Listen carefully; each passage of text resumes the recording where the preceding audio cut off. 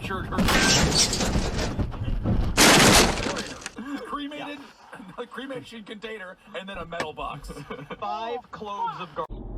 And his tunic was smudged with grease. He was bent over a table, working with a long metal patchwork, like a swath of chainmail.